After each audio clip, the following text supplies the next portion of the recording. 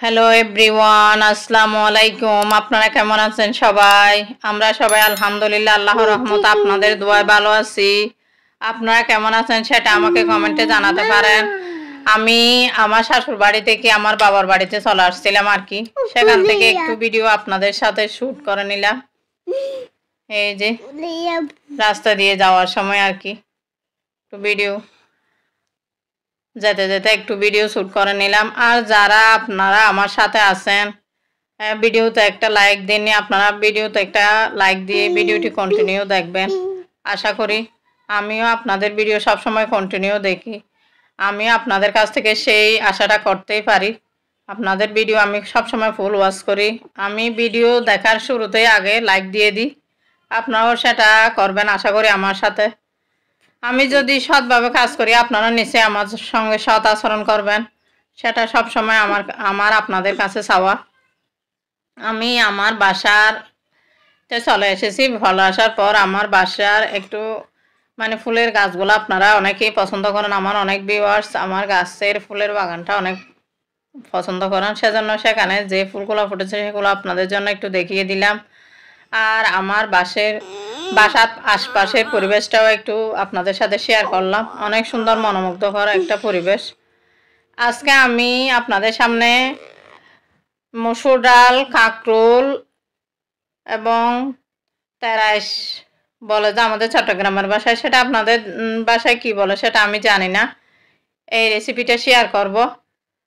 আপনারা আশা করি পুরো রেসিপিটা দেখবেন। এই রেসিপিটা আপনারা যাদের কোরবানির মাংস খেতে খেতে যাদের মুখে রুচি একদম চলে গেছে, রেসিপিটা ফলো করলে আপনারা আগের চেয়ে বাদ বেশি খেতে পারবেন। আপনাদের মুখে রুচি ফিরে আসবে।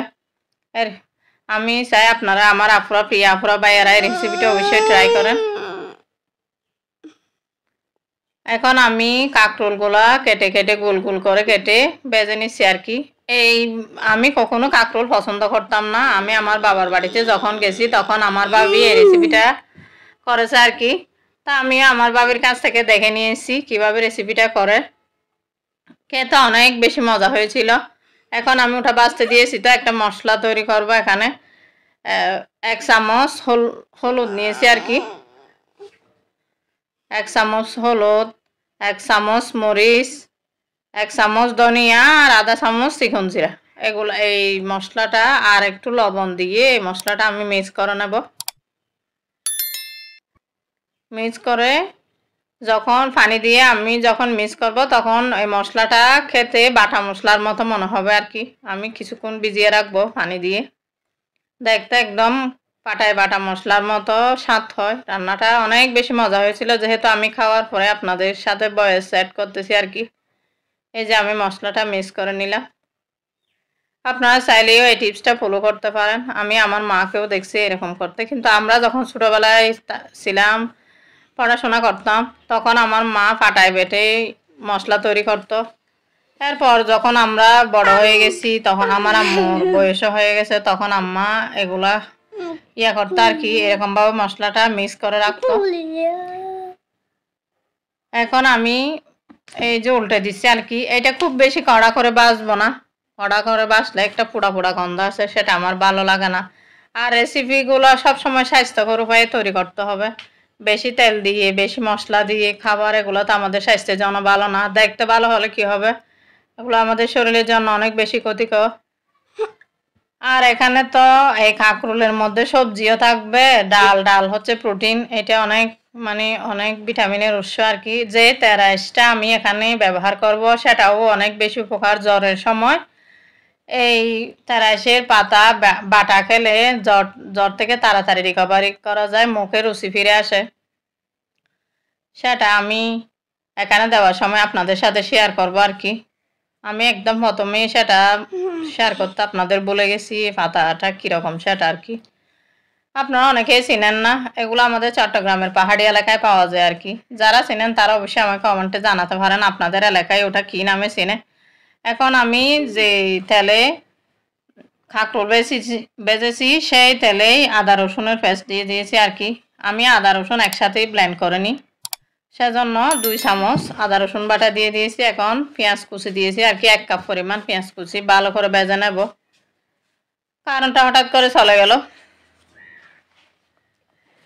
আমি পেঁয়াজ কুচিটা ভালো করে ভাজা হয়ে গেছে।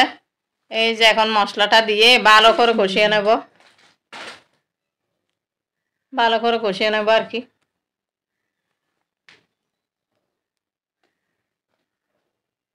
এই যে একটু পানি দিয়ে দিলাম যাতে মশলাটা পুড়ে না যায়। এই যে আমার মশলাটা কষানো হয়ে গেছে।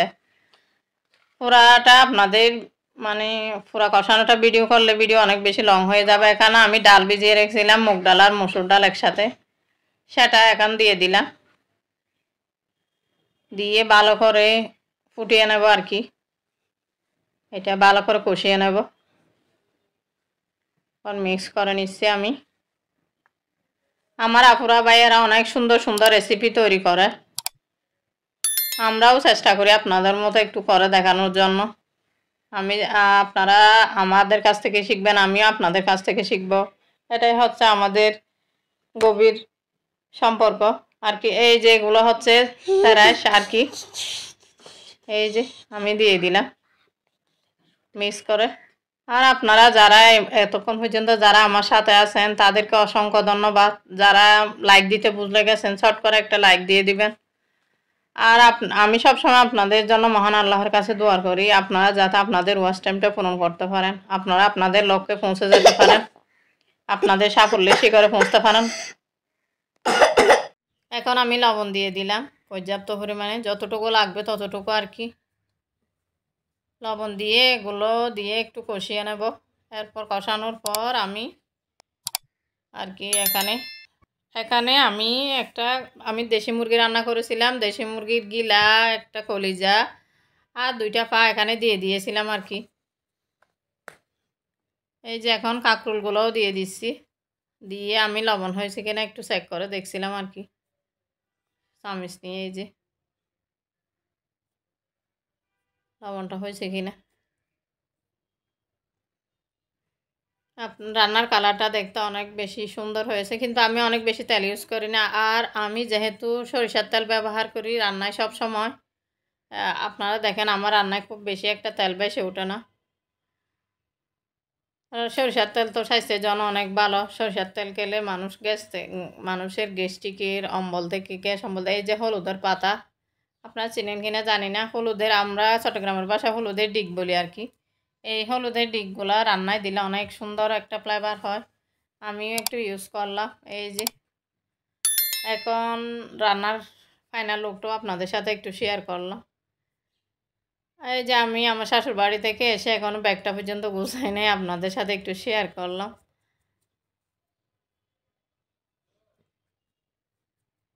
ওই যে আসার ভিডিও আর একটু শেষের দিকে আপনাদের সাথে আর একটু শেয়ার করে দিচ্ছি আর কি। আমি আমার বাচ্চাদের নিয়ে চলে আসছিলাম আর কি। এই যে রাস্তার পাশে অনেক বাড়িঘর। আমার শ্বশুর বাড়িতে আবার সামনের শুক্রবারে যাব, সেখানে একটা আমাদের মেজবানের দাওয়াত আছে। আমার ফুফু শাশুড়ি একবার আপনাদের বলছিলাম যে ক্যান্সার হয়ে মারা গেছে। আপনারা যারা আমার ভিডিও দেখেন আগে থেকে, আমার প্রিয়া আপুরা ভাইয়েরা যারা শুরু থেকে আমার সাথে আছেন তারা তো জানে, আর যারা জানেন না তাদের উদ্দেশ্যে একটু বলছি আর কি। আপনারা সবাই আমার ফুফু শাশুড়ির জন্য দোয়া করবেন। ওনার প্রথমে একবার ক্যান্সার ধরা পড়েছিল।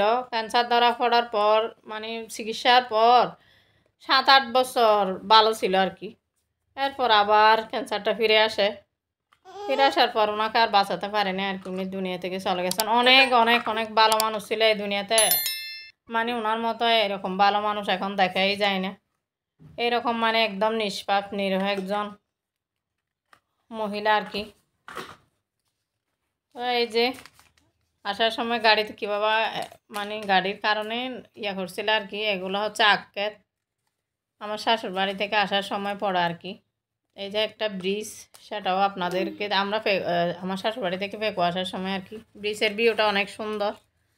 এই যে সেটাও একটা আপনাদের জানতে শ্যুট করে নিলাম। আপনারা যারা আমার ভিডিও দেখেন তারা তো সব সময় জানেন আমি একটু প্রকৃতি দেখতে অনেক বেশি ভালোবাসি। আমার ভিডিওতে আপনারা সব সময় প্রাকৃতিক দৃশ্যগুলো দেখতে পান।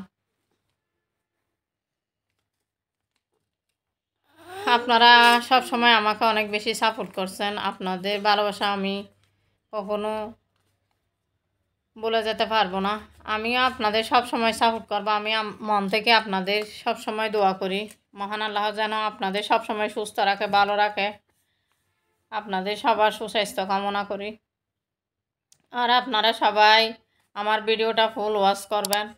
আমি জানি আমি সব সময় কাউকে বলতে চাই না আমার ভিডিওটা ফুল ওয়াচ করতে, কিন্তু আমি তো আপনাদের কাছে আশাই করতে পারি একটা। আমি যেহেতু আপনাদের ভিডিও সব সময় ফুল ওয়াচ করি, আমি তো নিশ্চয়ই সেই আশাটা আপনাদের কাছ থেকে করতেই পারি, আপনারাও আমার ভিডিও ফুল ওয়াচ করবেন। এই যে এটা হচ্ছে আমাদের রেজিস্ট্রি অফিস আর কি, সেটা আপনাদেরকে একটু দেখিয়ে দিলাম। আমার শ্বশুর বাড়ির এদিকে রেজিস্ট্রি অফিস আর কি। রাস্তা দিয়ে আসার সময় যে আমরা ছোটো গাড়ি এগুলো নিয়ে আসছিলাম আর কি আমার বাবার বাড়ি থেকে,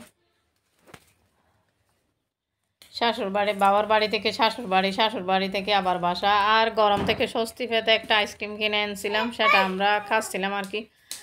আর অনেক দিন প্রায় 8-10 দিন আমার শ্বশুর বাড়িতে ছিলাম, তো বাসার অবস্থা ভীষণ খারাপ। আসার পর থেকে কাজ করতে করতে আমার একদম ক্লান্তি চলে আসছে। এই যে মানে ডাইনিং টেবিলটা এত বেশি ময়লা হয়ে গেছিলো।